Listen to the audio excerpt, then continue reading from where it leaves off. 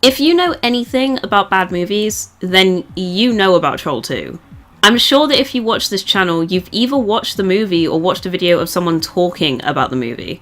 It's so infamous for being one of the best terrible movies out there that when I started this channel, I made a pact with myself that I wouldn't be taking the time to make a video on it, when there are so many other awful movies that basically no one has heard of out there for me to cover.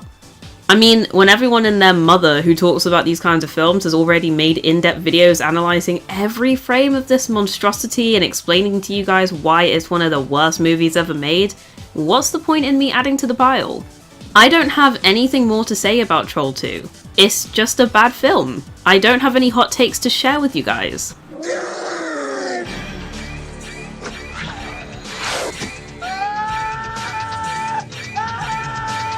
However, one entity that the vast majority of the movie review community on YouTube have steered clear from speaking about on their channels, which really shocked me, was Troll 2's predecessor, Troll from 1986. When I first learned about Troll 2, back in the good old days when the "oh my god" clip was circling around the internet as its own little meme, context free, I might add, which made it so much better, I always wondered why it was called Troll 2, when no one seemed to know where the film came from or why it was made. No one seemed to ever mention any of the previous movies in the Troll series or any future ones, so I thought that maybe there was a weird, quirky reason for the name and that a previous movie didn't actually exist or something? And considering the kind of movies I'd watched by that point, it wouldn't have surprised me if that were the case. But when I actually looked on IMDb, I discovered that this wasn't the case, and that Troll was a real movie with a decent budget compared to other movies that I've reviewed, and a better budget than its sequel. And it seemed to have a slightly higher rating than its sequel as well. This was a real movie that I was now curious about. So, is it anything like Troll 2? Is it just as bad? Did it make me scream laugh due to how terrible the acting was or how nonsensical the plot was?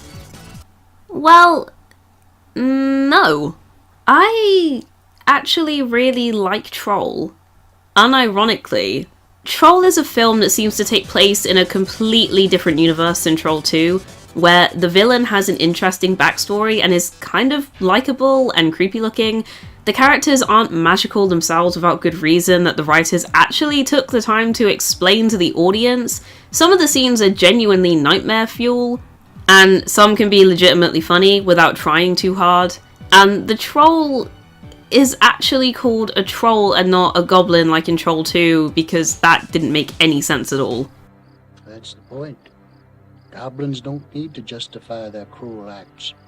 I guess an easy way to sum it up is that the movie actually makes sense. I wasn't questioning plot points or character actions every 2 seconds like I did when I initially watched its sequel. Well, I mean, I did question the characters' actions, but not that often, and it was mainly because the 80s were a time where stupidity was rampant. When I watch any 80s horror movies, I kinda question the actions of the characters, like, every single time.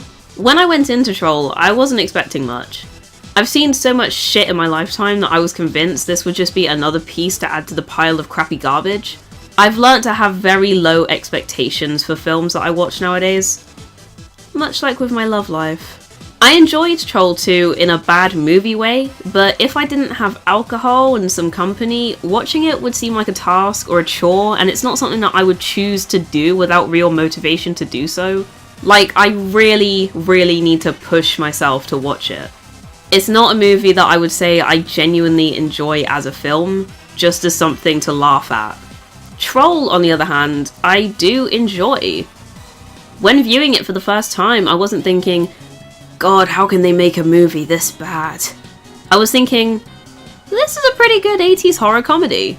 Now, I don't want to review this movie while constantly comparing Troll to Troll 2, since it's a film within its own right and it deserves to be treated as such, but it's so hard not to when Troll 2 is so infamous. People probably want to know how the two are similar or different to each other, so throughout the description of Troll I'll be referring back to Troll 2 occasionally, but I'll try and do it as little as possible. Alright? Cool, here we go then. The movie begins with a stylized opening sequence which feels very fairy tale-ish. It pretty much sets the tone for the movie as well, which I didn't expect, to be honest. Troll 2's opening is kind of tonally inconsistent with the rest of the film, and it feels more like a straight up 80s comedy than a horror comedy. I didn't feel scared or creeped out or anything. There wasn't anything even remotely horror based about the opening of Troll 2. The thing is though, good opening sequences don't always mean that the movie in question is going to be good. I've learnt that in my old age. Strippers vs. Werewolves proved that very, very well. Plug, go watch my other video, plug. So, a normal American family are moving into an apartment complex and exchange some very, very stilted dialogue. It's all your records, honey. You gotta get rid of some of these records. I wish you wouldn't call them rat burgers in front of the kids.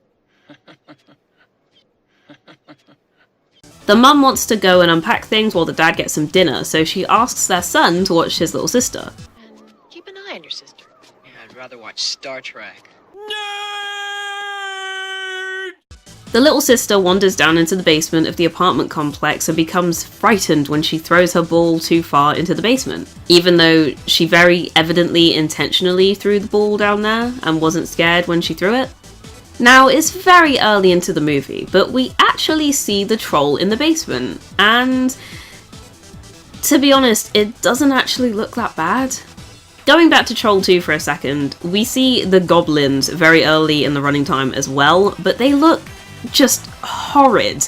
They're clearly a bunch of people in costumes, and the costumes look cheaply made, terrifying for all the wrong reasons, and the mouths never move in sync with what they're saying. Joshua. You could say that them looking as creepy as they do is a good thing, since it's supposed to be a horror comedy and they're monsters and everything, but they look scary because their faces are so disfigured to the point where one of them looks like its eye is going to pop out of its skull, and I'm 100% sure that this is not intentional. However, the troll here is very well designed. It looks disfigured, but in a mystical land of make-believe kind of way rather than because the costume was cheaply made, which I'm pretty sure is what they were going for. It also doesn't look bad for the time either. I mean, Nightmare on Elm Street, Evil Dead, and The Thing were all made in the same decade, and I would honestly say that Troll is on the same level of them in terms of monster designs and effects. And all of those movies are ranked very highly when it comes to horror moviegoers. I'm kind of shocked that Troll 2 was made in 1990 and has such bad effects and designs compared to Troll, but considering that no one seemed to care about the direction Troll 2 went into and the budget was so low, it's kind of not too surprising. I just don't know how we went from this to this in the span of a few years. So, the troll takes the girl and is now able to transform into her somehow. Her brother goes and looks for her when... I got you! Did not. I did too. Mom and Dad are gonna be really pissed at you when they find out you've been hiding. What parent would be mad at their child for hiding in the apartment building? I know that she could easily get lost since they just moved in there, but she's still in the building. What's the worst that can happen? She gets locked in a cupboard? What's that? It's the works. What's in it? Just eat it, honey. It's good for you. The 80s, where fast food is considered good for you.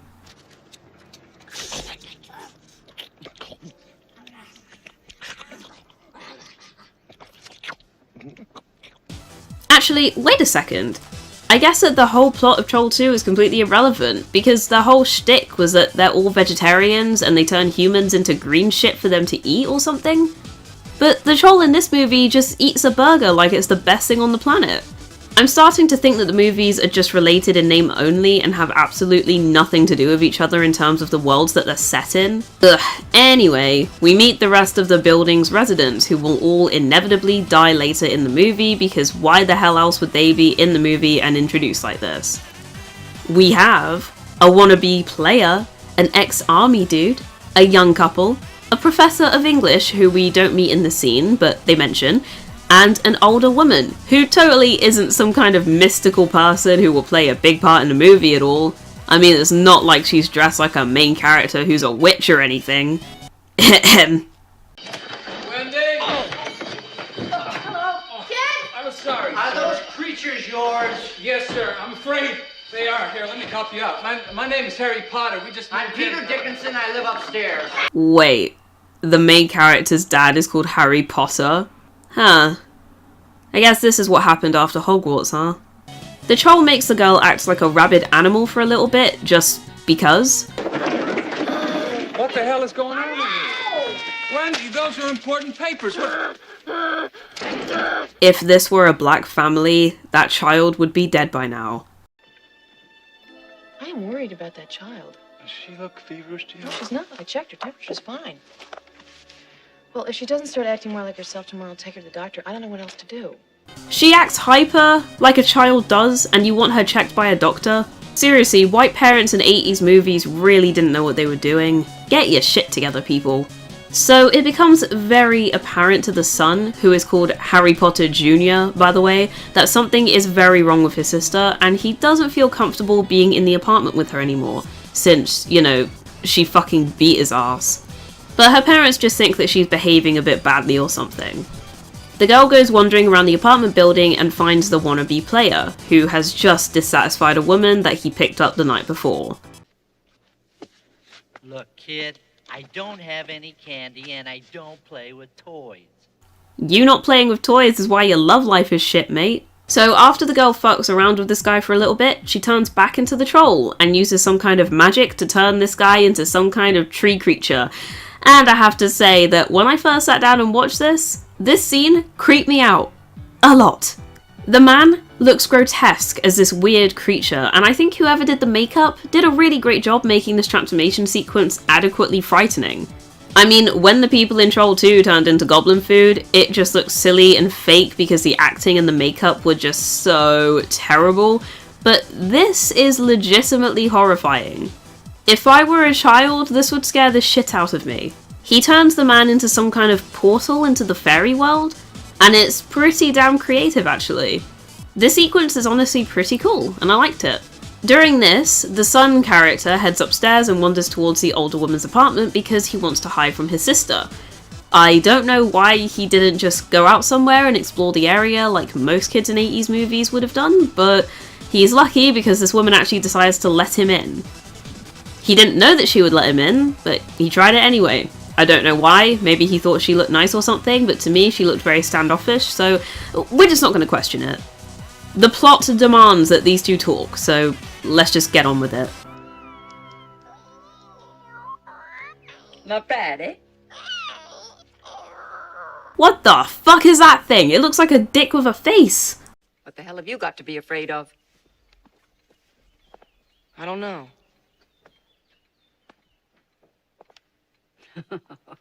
Keep talking like that, you'll become an adult. Damn. That's actually pretty deep. So it becomes pretty evident that this woman is magical and, spoilers, she's a witch. And this kid is called Harry Potter Jr. I'm just gonna leave those two facts out there, along with the fact that this movie came out years before the first Harry Potter book was released. So, yeah, I'm just gonna leave that out there. You guys can do what you want with that information. Eventually, the girl ends up playing outside, and despite being a troll and supposedly magical, ends up being nearly run over, but is saved by Malcolm, who is a midget? I'm actually not sure what the official terminology for someone of his size is, but I'll just stick to midget for now. If I'm wrong, I'm sure some triggered prick in the comments will correct me and complain to YouTube saying I'm being insensitive or some shit. As if a black woman can be discriminatory nowadays. Anyway, she's saved by Malcolm, who the troll is convinced is an elf because of his size, and this is shown in quite a funny exchange between the two. Are you an elf? No, I just resemble one. Also, quick fun fact, Malcolm's character is played by a man named Phil Fandicaro, and he also happens to play the troll. I just thought that was kind of a fun thing to know about the film. I found it kind of cool. Oh. Well, then perhaps I might be one after all. Where do you live? Stranger danger? What the fuck? I can't be the only one to think that that piece of dialogue was a bit weird. I don't know. She's just not acting right. Well, I think it's a new apartment. I think we ought to give her a little time, okay? Yeah, I'd call a doctor. Well, you worry too much, Harry. Wait, what? You literally said 10 minutes ago that you wanted to take her to the hospital yourself, and that was just for her acting a bit hyper. Like, you know, kids tend to do. How are you going to make fun of him for saying the same thing? He was thrown across a room. I know she doesn't know that, but still, hypocrite much?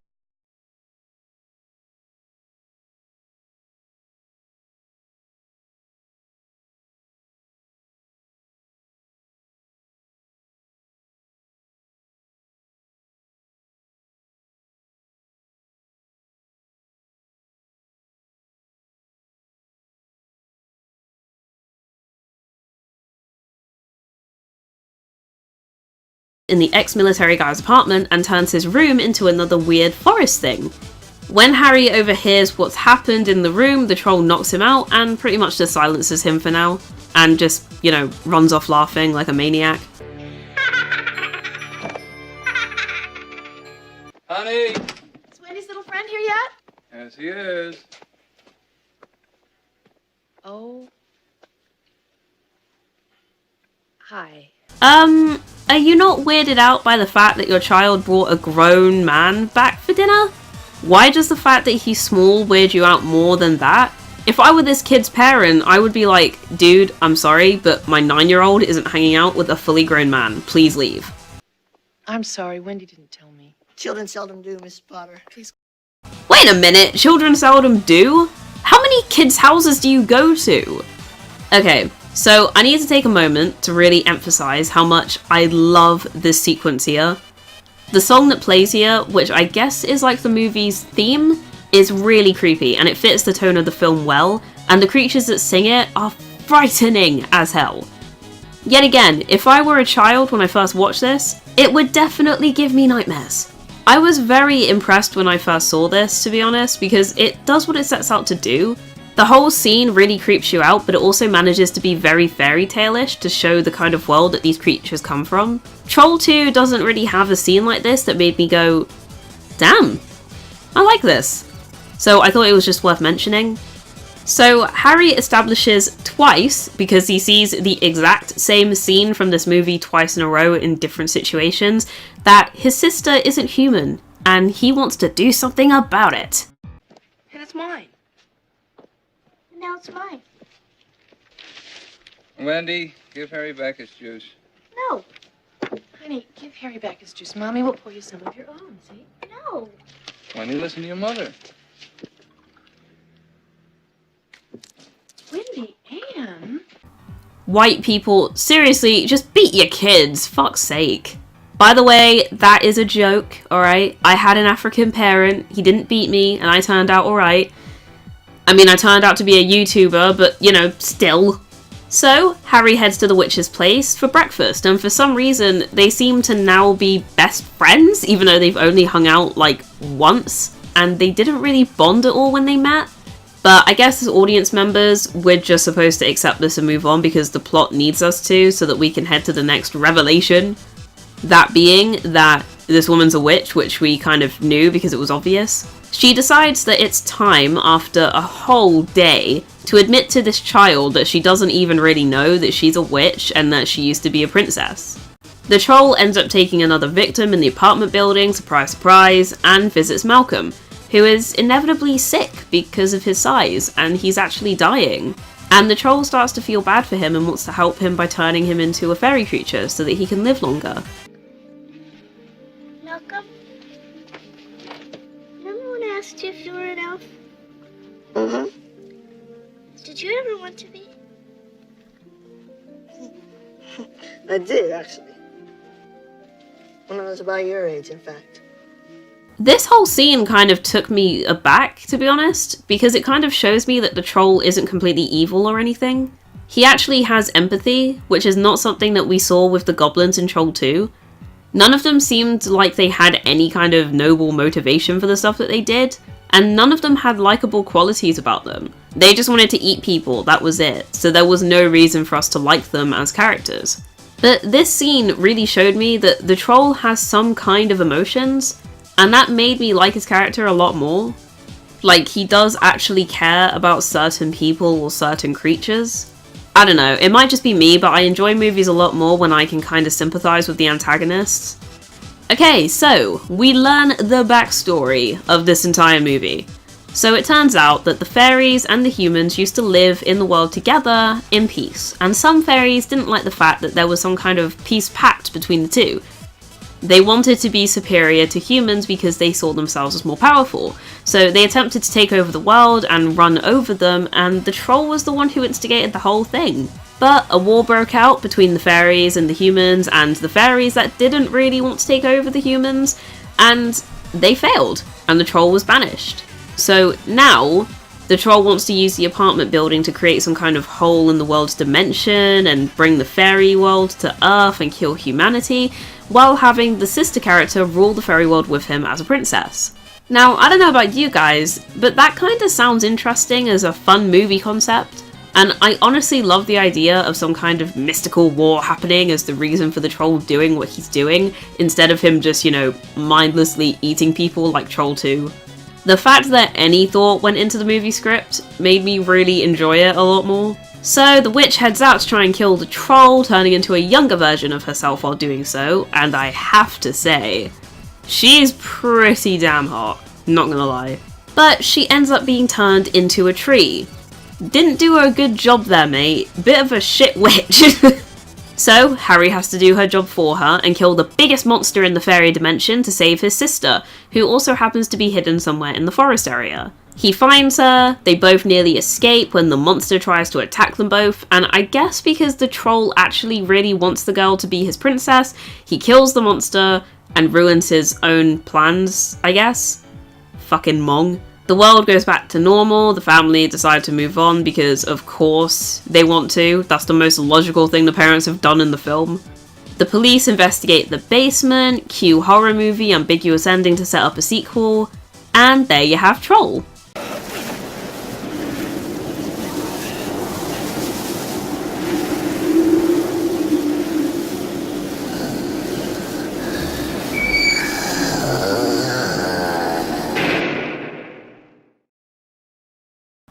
I really like Troll.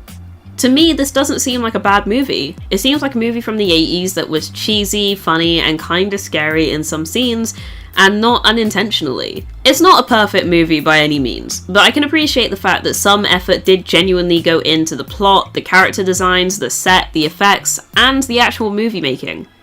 It doesn't look perfect at all, but I have to say that for its time, and in comparison to other horror movies from the decade, it's actually pretty damn watchable and rewatchable. I would most definitely watch this movie again if I wanted some cheap 80s horror. I honestly expected this to turn out to be a terrible piece of garbage that didn't make any sense and have laughable acting and dialogue like Troll 2 when I watched it for the first time. But as much as the dialogue isn't perfect and the acting is questionable at times, it just seems like a typical 80s movie. I mean, 80s acting and dialogue in general is usually quite bad. And this doesn't seem especially bad for the time period, since Nightmare on Elm Street has similar cheesy acting and dialogue, and I fucking love that movie. And most of all, it was enjoyable, which is more than I can say for some of the movies I've seen for this channel so far.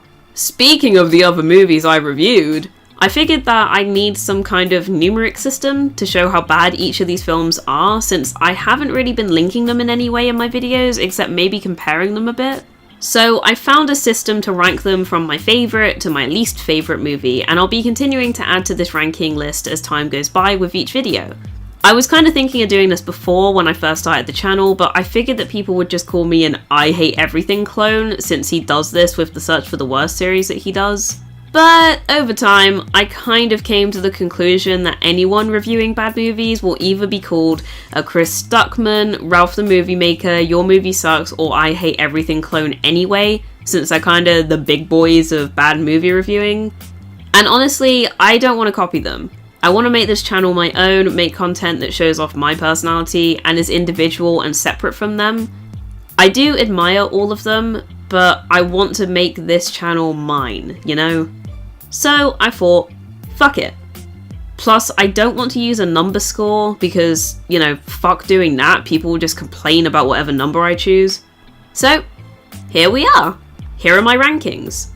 Remember as well that this is completely subjective and relative to me and my taste in movies and what I personally think makes a movie great or terrible. So if you disagree, that's absolutely fine, but remember that this is my list. If you don't like it, then you can make your own list.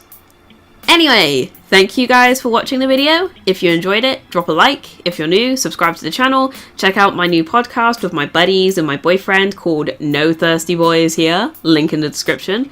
And I'll see you guys later. Bye, everybody.